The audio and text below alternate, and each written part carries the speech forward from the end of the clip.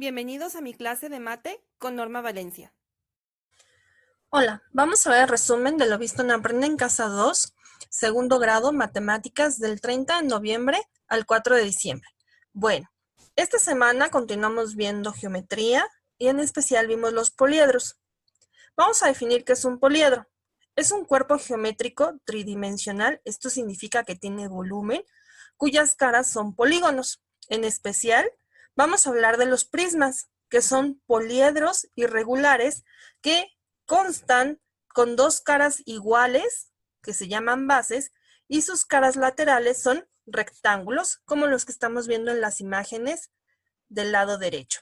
Entonces, un prisma va a tener sus dos caras iguales, que se van a llamar bases, y las caras laterales siempre van a ser rectángulos, como lo estamos viendo aquí. Por ejemplo, sus bases son triangulares, sus caras laterales son rectángulos, sus bases son unos cuadrados y sus caras laterales son rectángulos. Las bases son hexagonales y sus laterales rectángulos, y las bases son pentágonos y sus caras son rectángulos. Bueno, estos prismas yo los puedo desdoblar, como cuando yo desdoblo una caja. A eso le voy a llamar yo un desarrollo plano. Y este desarrollo plano va a ser una sucesión ordenada de todos los polígonos que a la hora de yo volverlos a doblar y armar, me tienen que dar mi poliedro.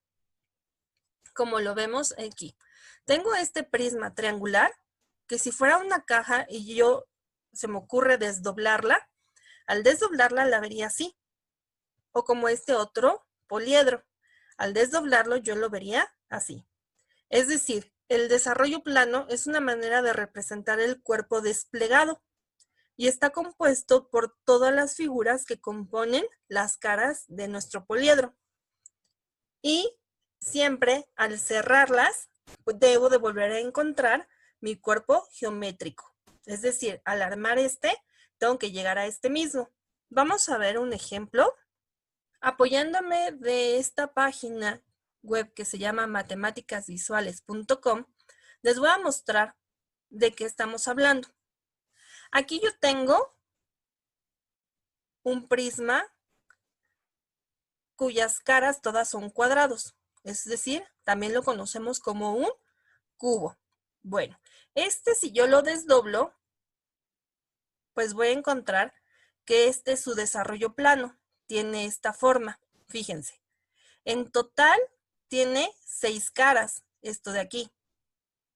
Y a la hora que yo lo desdoblo, pues lo desdoblo en 6 polígonos. 1, 2, 3, 4, 5 y 6. Este es el desarrollo plano. Y cuando yo lo doblo, se cierra. Y entonces, como vemos, siempre debe de quedar totalmente cerrado. No debe de tener ningún hueco. Bueno, vamos a continuar. Por lo tanto, el desarrollo plano de un prisma, vamos a tener lo siguiente. Todos los prismas son desarrollables. Es decir, todos yo los puedo desdoblar de esta forma. Y siempre va a tener sus dos bases y va a tener un rectángulo que va a tener tantas divisiones como caras tienen nuestras bases. Es decir, si sus bases, que es un cuadrado, tiene 4 lados, pues el desarrollo plano tiene 4 lados. Así como que tiene 3 lados, pues aquí el rectángulo está dividido en 3 secciones. Sus caras nunca deben de empalmarse, es decir, cuando se cierran, no deben de empalmarse las figuras.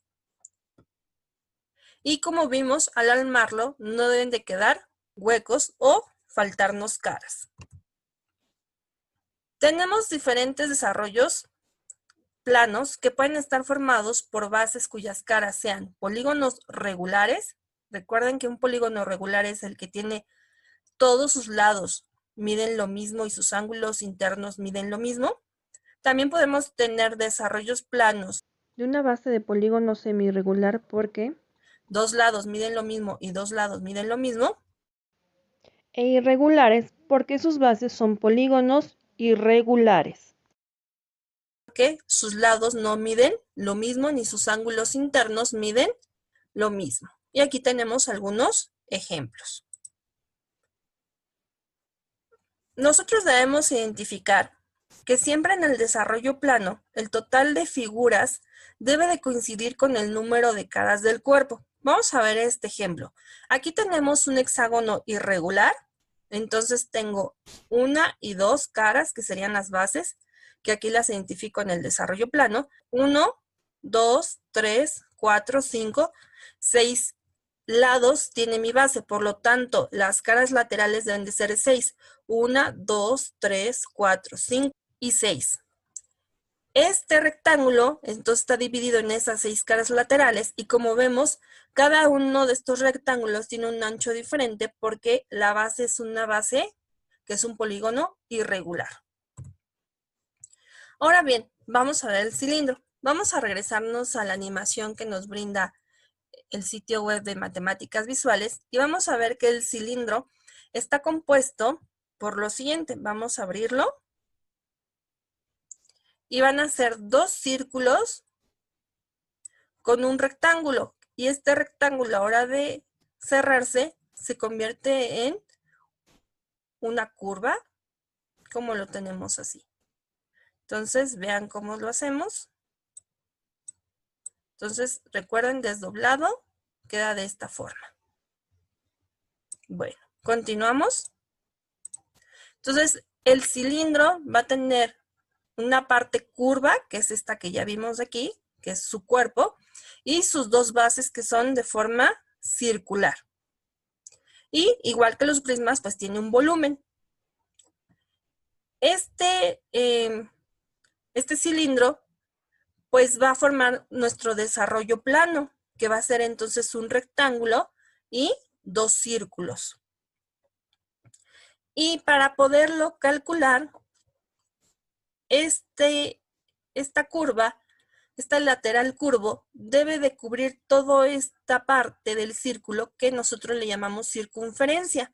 Entonces, el perímetro del círculo le llamamos circunferencia y para que esto, voy a regresarme a la animación, fíjense cómo la parte circular debe de cubrir todo el círculo. Por lo tanto,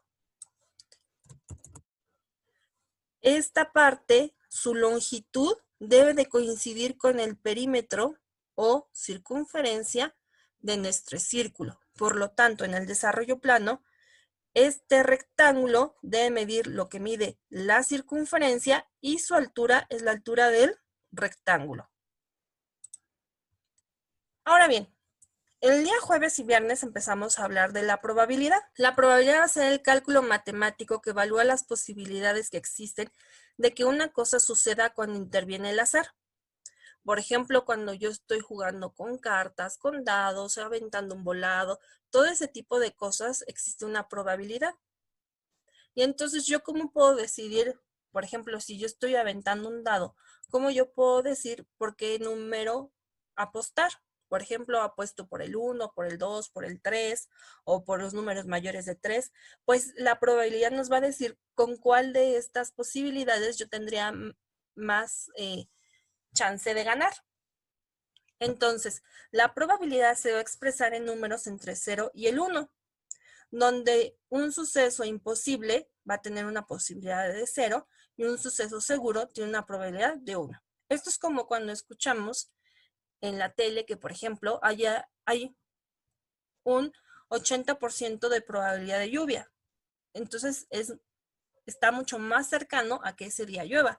Por lo tanto, ese día pues me conviene llevarme un paraguas. Pero si yo escucho que la probabilidad de lluvia es un 20%, pues es una probabilidad muy baja. Por lo tanto, pues no va mejor. Yo ya pensaría ahí si me llevo o no un paraguas.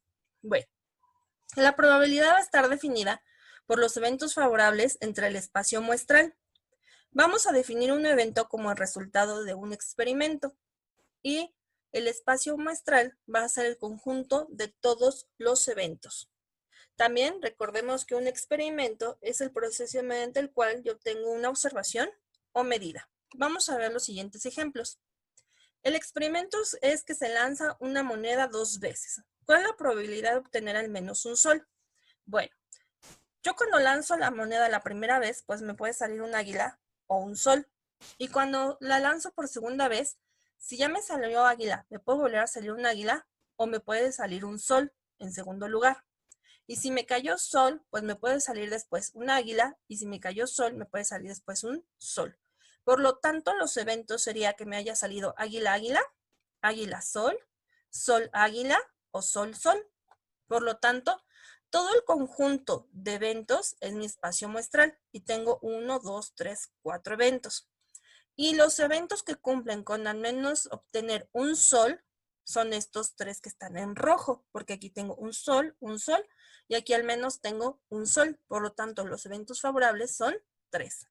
Así que la probabilidad de obtener al menos un sol serían los eventos favorables entre el espacio muestral, es decir, 3 entre 4, que sería 75%. Vamos a ver este mismo ejemplo, pero con otra pregunta. ¿Cuál es la probabilidad de obtener 2 águilas? Bueno, el espacio muestral sigue siendo 4. ¿Y cuál de estos eventos cumple con que sean 2 águilas? Solamente el evento 1. Por lo tanto, el evento favorable es 1 entre mi espacio muestral, que es 4, y sería la probabilidad de un cuarto, o también puedo decir que es un 25%. Recuerden que estas fracciones yo las puedo pasar a decimal y de ahí a porcentaje. Vamos a ver otro ejemplo. En un plato hay 5 dulces, 3 rojos, 1 verde y 1 azul. ¿Cuál es la probabilidad de tomar un dulce verde? Entonces yo tengo las siguientes posibilidades. Puedo obtener un dulce rojo 1, el rojo 2, el rojo 3, el dulce verde o el azul. ¿Cuál es el total de eventos? 5. Por eso mi espacio muestral es 5. Ahora, ¿cuál es la probabilidad de tomar uno verde? ¿Cuántos de estos cumplen con uno verde? Pues solo este evento. Por lo tanto, eventos favorables, 1. Así que la probabilidad de obtener un dulce verde sería 1 de 5, un quinto, que en porcentaje daría 20%. Sobre el mismo, tenemos el que sigue. ¿Cuál es la probabilidad de obtener entonces un dulce rojo? Seguimos teniendo 5 eventos totales, que es mi espacio muestral, y ¿cuántos cumplen con que sean rojos? Pues cumplen 3 eventos. Por lo tanto, los eventos favorables son 3. Así que la probabilidad de obtener un rojo sería 3 de 5, 3 quintos, que en porcentaje sería 60%. Yo lo puedo poner como 3 quintos, lo puedo poner como 0.60 o como 60%. Todas las respuestas son válidas en ese formato, ya sea en fracción, en decimal o en porcentaje. Y bueno, pues esto fue todo el resumen de esta semana. Espero que les sea de utilidad. Gracias.